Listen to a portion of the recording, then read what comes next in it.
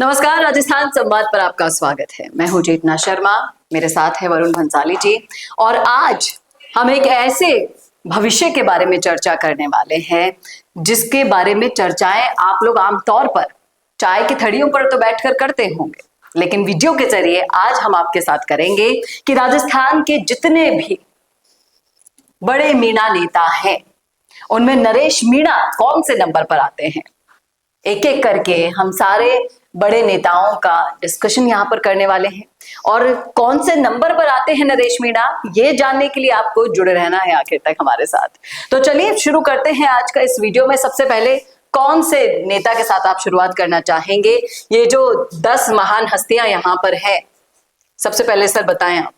देखिए, आज इस वीडियो में टॉप 10 मीणा नेता जो है उन सब की बात करने वाले हैं। और ये जो टॉप 10 रैंकिंग्स हमने दी है वो उनके कामकाज पर, जनता का किस तरीके से वो हित देख रहे हैं, जनता के लिए कितना काम कर रहे हैं, जनता के लिए कितना संघर्ष कर रहे हैं, और वो मीणा नेता जो सच में मीणा समाज को आगे बढ़ाने के लिए, मुख्यधारा की राजनीति में लाने के लिए काम कर रहे हैं, उन सब पर ये वीडियो बना है।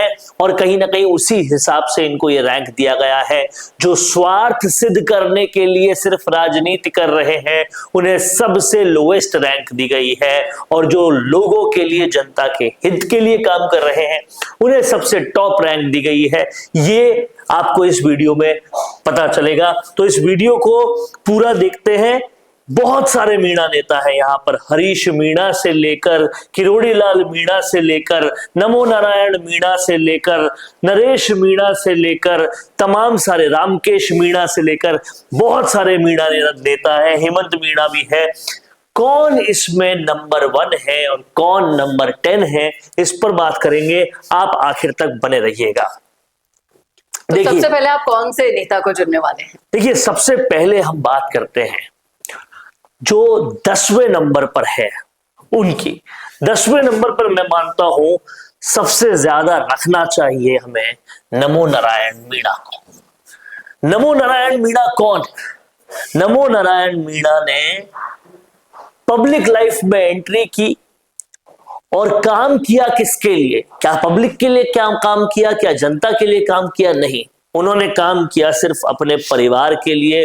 पूरे परिवार को आईएएस बनाया, पूरे परिवार को धनाढ्य बनाया और जबरदस्त तरीके से धन संचय किया ताकि आगे आने वाली 7 पीढ़ियां आराम से खा सके बैठकर। लेकिन जनता के लिए कुछ नहीं किया। तो हमारी नजर में नंबर 10 पर नमो नारायण मीणा आते हैं। और कहीं ना कहीं उनका जो कामकाज है, राजनीतिक कामकाज है, आपने देखा कि ग्राउंड पर भी बहुत कम जाते हैं, जनता से बातचीत बहुत कम करते हैं, दूर दूर तक जनता के आसपास नहीं रहते, इसलिए इन्हें आखिरी नंबर दिया जाएगा। अगर बात करें उसके आगे तो आप इस बात को समझिएगा, 9वें नंबर पर इस सूची में हम जिसको रखते हैं वो कहीं ना कहीं हरीश मीणा होंगे। हरीश मीणा भी लगभग इसी परिवार से आते हैं और इसी तरीके से काम करते हैं। वो फिलहाल सांसद हैं टोंक के, लेकिन टोंक के ग्राउंड पर बिल्कुल नहीं देखे जाते। हमारी टीम जब टोंक में गई थी तो लोगों का भी यही कहना था कि दूसरे लोग तो फिर भी आ जाते हैं, हरीश मीणा आज तक हमारी सुध लेने तक लोगों ने देखा ही नहीं। सुनने की तो बहुत दूर की बात है, सुनते हैं जब हमेशा वीडियो के अंदर सुनते हैं, ऐसा उन लोगों का कहना था। तो ये नमो नारायण मीणा के परिवार से ही आते हैं, डीजीपी रह चुके हैं, लेकिन जनता के समक्ष ये बिल्कुल भी नहीं रहते, जनता के हित के काम ये बिल्कुल भी नहीं करते, इसलिए इन्हें 9 नंबर दिए जाते हैं इस लिस्ट में, टॉप मीणा नेताओं की लिस्ट में। ये हरीश मीणा अपने डीजीपी कार्यकाल की वजह से फेमस तो बहुत थे, लेकिन जनता में जो कामकाज है वो कुछ खास नहीं दिखा। राजनीति में आकर वो जो डीजीपी के वक्त हुआ करता था, वो जो चमत्कार हो सकता था राजनीति का सहारा लेके, वो कहीं ना कहीं नहीं कर पाए हरीश। जाहिर तौर वो नहीं कर पाए। अब बात करते हैं हम 8वें नंबर की। 8वें नंबर पर कहीं ना कहीं हेमंत मीणा को हम ले सकते हैं, क्योंकि वो राजनीति में आए तो सही लेकिन जनता के लिए कुछ खास नहीं किया। 7वें नंबर पर हम रामकेश मीणा को रख सकते हैं, और कहीं ना कहीं 6ठे नंबर पर हम इन्हें रख सकते हैं जो रमेश मीणा कहलाते हैं। रमेश मीणा सत्ता जब तक है तब तक तो दिखाई देते थे, सत्ता चली गई तब जनता के इर्द गिर्द भी नहीं आते। सत्ता के लिए कोई पार्टी में जाना हो चले जाते हैं, कोई पार्टी बदलना हो बदल देते हैं, लेकिन जनता के लिए कहीं दिखाई नहीं देते। पिछले गहलोत कार्यकाल में ये मंत्री भी रहे लेकिन उसके बाद कहीं नजर नहीं आए। जब तक सत्ता की मलाई है तब तक रहेंगे, उसके बाद नहीं रहेंगे। ये इनका जो है पैटर्न पूरी तरह से रहता है और पूरी तरह से दिखाई देता है। नंबर 6 तक तो आप बता चुके हैं, अब बारी है टॉप 5 की। और टॉप 5 में अगर आप 5वें नंबर की बात करते हैं तो कौन सा नेता आपको लगता है? देखिए, 5वें नंबर की हम बात करते हैं तो हम प्रसादी लाल मीणा की यहाँ पर बात कर सकते हैं।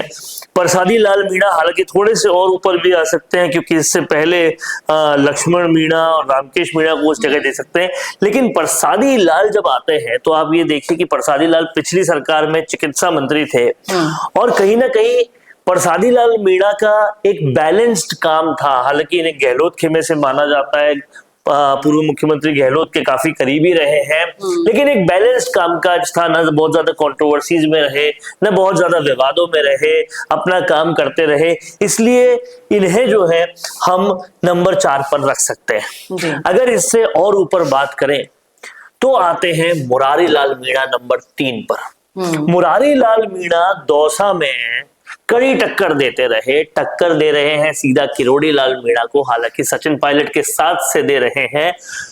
पब्लिक में थोड़ा बहुत दिखाई देते हैं, कामकाज क्या किया क्या नहीं किया इस पे तो बहुत सारे सवाल है, क्योंकि उन्होंने अपनी माइंस बहुत बनाई, माइंस का बहुत सारा काम किया, जनता के लिए उतना ज्यादा काम करते हुए दिखाई नहीं देते। लेकिन हाँ, सचिन पायलट के क्रेज की वजह से जनता से मेल मिलाप फिर भी रखते हैं, जनता के समक्ष थोड़ा आना जाना फिर भी रखते हैं। इनकी बेटी को भी ये आने वाली राजनीति में निकालने की फिराक में है। कहीं ना कहीं स्टूडेंट इलेक्शन भी निहारिका जोरवाल ने लड़ा था, उसके लिए भी ये काफी माने जाते हैं, और इसीलिए इन्हें कहीं ना कहीं 3रे नंबर पर रखा जा सकता है। लेकिन अब बात करते हैं दूसरे और पहले नंबर की। सबसे बड़ी बात यह है, मीणा राजनीति में बहुत तेजी से, बहुत ज्यादा तेजी से उभर रहे हैं। नरेश मीणा, इसमें कोई भी संदेह नहीं है।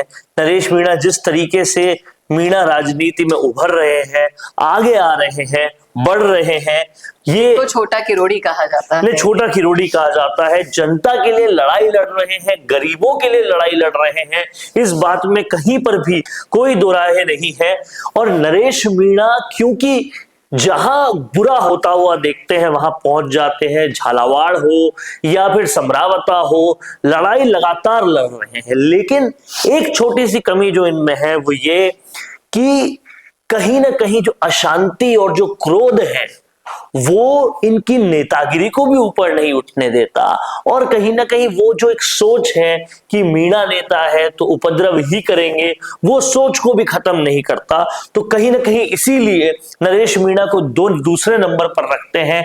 लेकिन नरेश मीणा सबसे ज्यादा अगर गरीबों के इंसाफ के लिए अगर कोई लड़ रहा है तो वो लड़ रहे हैं, इसमें कोई दो राहे नहीं है।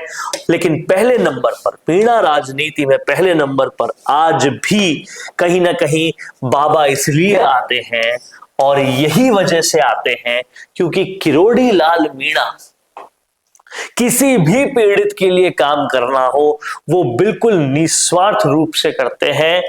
अपोजिशन में होते हैं तो भी करते हैं, और सत्ता में अनुशासन में रहते हुए जितना किया जा सकता है उतना करते हैं।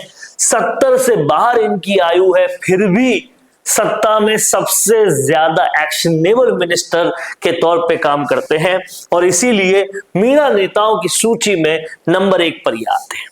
तो कैसा लगा आपको ये विश्लेषण, बताइएगा जरूर कमेंट करके कमेंट बॉक्स में। और अगर इसके हिसाब से, आपके हिसाब से सूची में आपको बदलाव करना है तो वो भी आप हमारे साथ शेयर कर सकते हैं इस वीडियो में।